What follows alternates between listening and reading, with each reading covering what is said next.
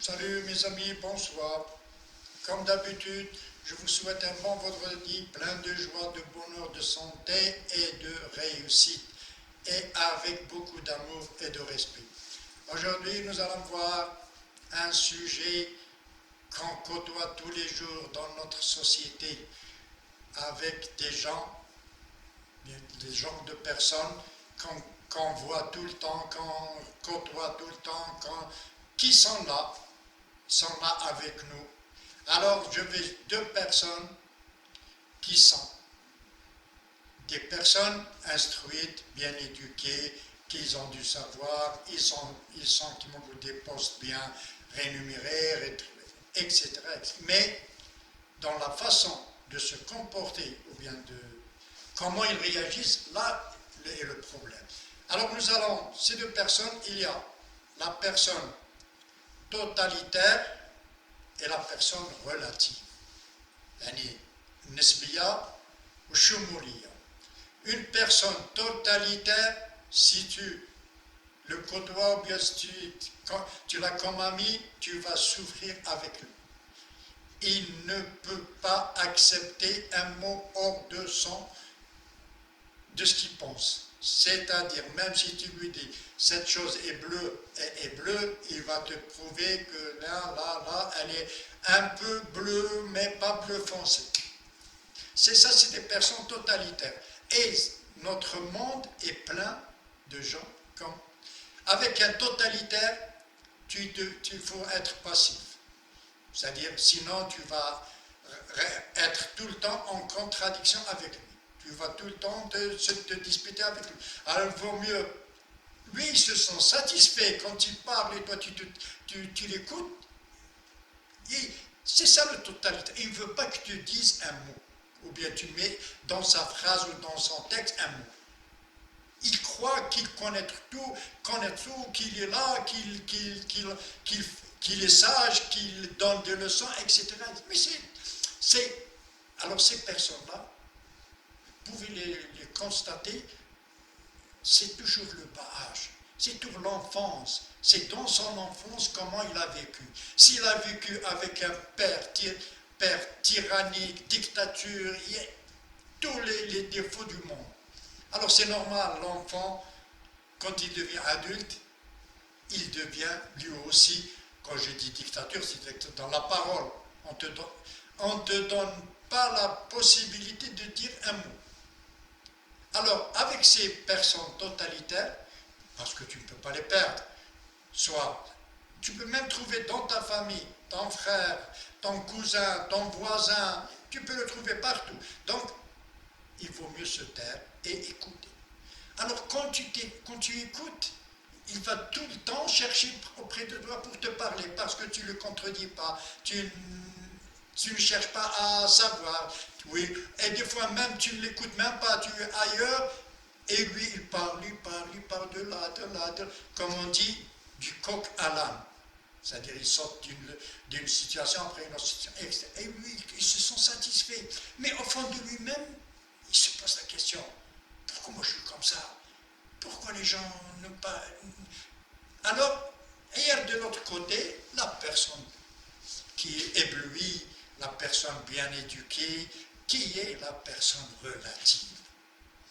Une personne relative, déjà, dans son fort intérieur, il est relatif. Il sait qu'il ne détient pas la vérité absolue et il aime bien qu'on lui pose des questions pour développer un sujet. Par exemple, pour persuader ou bien pour suggérer quelque chose, il faut que mon interlocuteur doit me poser des questions, ou bien, et j'essaie, c'est pas d'imposer, c'est-à-dire j'essaie de donner des preuves de mon sujet. Voilà ce que je veux, c'est-à-dire, j'essaie de persuader la personne qui est devant moi d'accepter mes idées. Mais je ne les impose pas.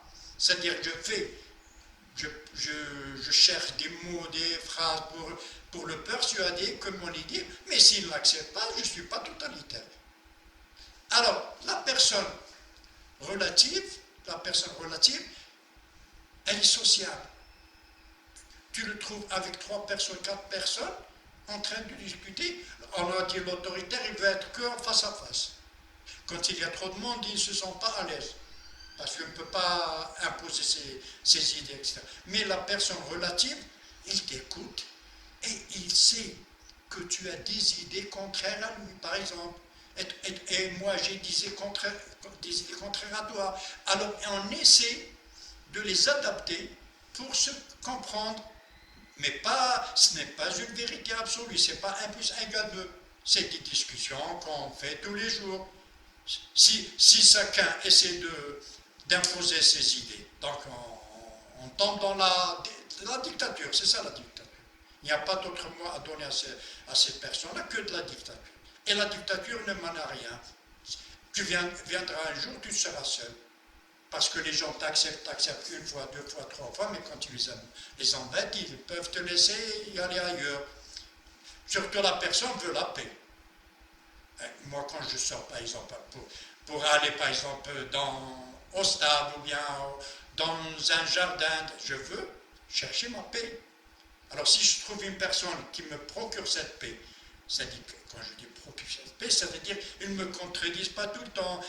On essaie de trouver un terrain d'entente. Mais ce n'est que des idées.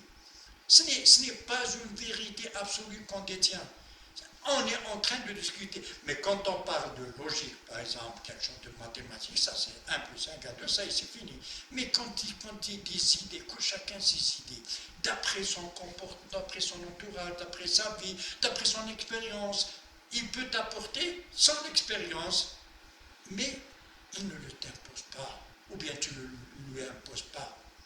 Alors, c'est ça, l'autoritaire, il faut faire la différence entre autoritaire et totalitaire.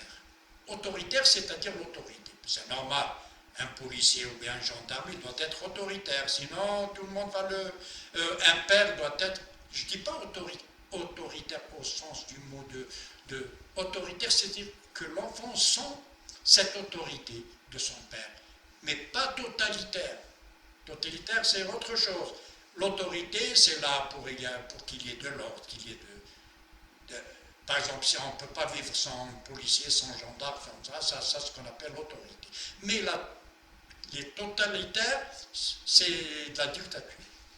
Alors, avec ces personnes-là, soit tu t'assieds avec lui et tu le dis. Si c'est un proche ou bien si c'est quelqu'un que tu côtoies tout le temps, ou dans ton travail, il faut l'accepter. Il ne faut pas dire.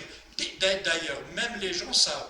Oh, celui-là, ça y est, dis-lui oui et ça y est. Mais lui, il ne se rend pas compte que c'est-à-dire tu te moques de lui sans faire attention. Tu lui dis oui. Même si tu sais qu'il a tort, tu ne peux pas lui dire tu as tort, parce qu'il n'accepte pas.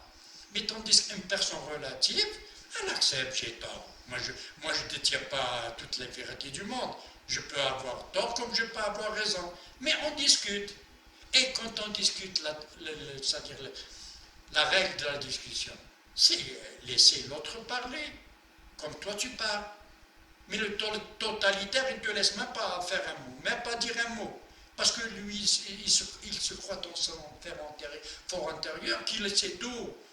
Surtout s'il était un responsable ou un d'un. Alors, quand tu es un minable par rapport à lui, il se prend pour quelqu'un. Mais au fond de lui, c'est un faible. Au fond de lui, c'est un faible. La force, c'est pas d'imposer. La force, c'est de persuader ou de suggérer quelque chose. Par exemple, moi, quand je veux persuader quelqu'un, on dit que la persuasion, il faut toucher la logique. Pour persuader quelqu'un, il faut lui toucher sa logique. Par exemple, tu lui procures 1 plus 5 égale 2 pour le persuader. Mais la suggestion, tu dois employer façon d'aborder le sujet. Tu lui, par exemple, tu emploies de beaux mots, ça c'est la suggestion, parce qu'il doit, c'est émotif à faire. Merci mes amis de m'avoir écouté, et ce n'est qu'un sujet comme tant d'autres dans notre société qu'on doit vivre avec. Salut mes amis, salam alaikum, kulam tum becher, bon vendredi.